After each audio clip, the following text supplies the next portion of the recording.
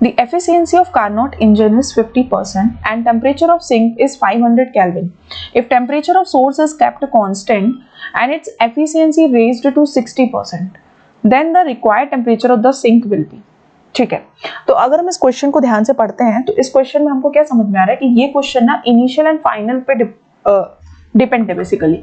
So initially इस पे कुछ टेम्परेचर दिया हुआ है, ठीक है, एंड फाइनली इस पे कुछ टेम्परेचर दिया हुआ है, ठीक है, और उस बेसिस पे हमसे यहाँ पे पूछ रहा है कि required temperature at the sink और ऑफ द सिंक कितना होगा. ठीक है, तो अगर हम फर्स्ट हाफ क्वेश्चन का समझते हैं तो हम यहाँ पे कुछ इस तरीके से देखते हैं कि यहाँ पे फर्स्टली जो हमारे पास एफिशिएंसी दी हुई है वो हमारे पास कितनी दी हुई है, eta is equal to 50% given है, efficiency of Carnot engine, and temperature of sink हमारे पास कितना गिवन है, यानी टेम्परेचर ऑफ सिंक की वैल्यू अगर हम बोले टेम्परेचर ऑफ सिंक यानी T2 T1 हमारे पास सोर्स हो गया, तो T2 की वैल्यू हमारे पास कितनी दी है 500 K के बराबर. ठीक है, T1 की वैल्यू हमको नहीं पता है तो बेसिकली हमको T1 की वैल्यू फाइंड आउट करनी है. ठीक है, तो फर्स्टली तो जब ये 50% पे दिया हुआ है ईटा की वैल्यू, तो कार्नोट की जो एफिशिएंसी निकालने का फॉर्मूला होता है that is eta is equal to 1 minus T2 upon T1, right. So यहाँ से ईटा इज इक्वल टू अगर हम निकाले तो ईटा कितना हो जाएगा, यहाँ पे हमारे पास ये हो जाएगा 50% गिवन है ना, तो 50% को हम क्या लिख सकते हैं 50 अपॉन 100, राइट.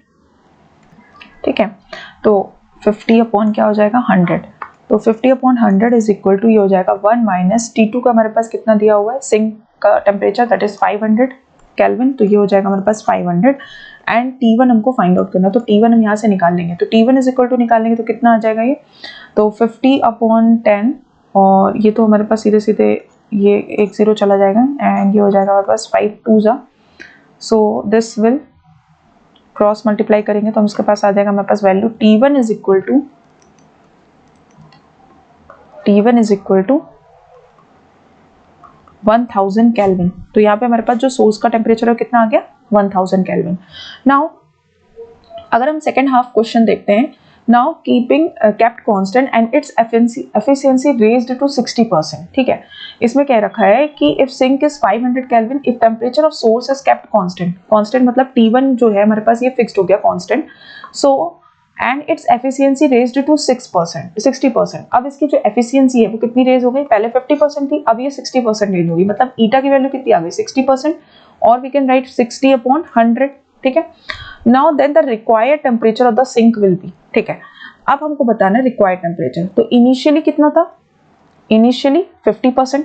ठीक है, फाइनली कितना आ गया ये 60% पे, तो अब 60% पे हमारे पास सेम फॉर्मूला हम पुट करेंगे 60% पे हमारे पास. अब हम फाइंड आउट करेंगे क्या, now the required temperature of sink, हमने सोर्स का निकाल लिया, अब हमको फाइंड आउट करना है T2. तो यहाँ पे eta is equal to formula हमारे पास क्या आ जाएगा, eta is equal to 1 minus T2 upon T1, right.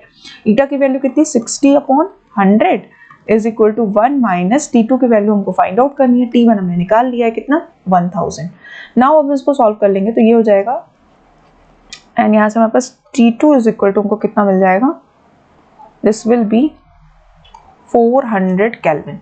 सो हमारे पास सिंक का जो आ जाएगा टेम्परेचर वो कितना आ गया 400 केल्विन. ठीक है, सो ऑप्शन हम देख लेते हैं यहाँ पे. So option third will be the right answer of this question.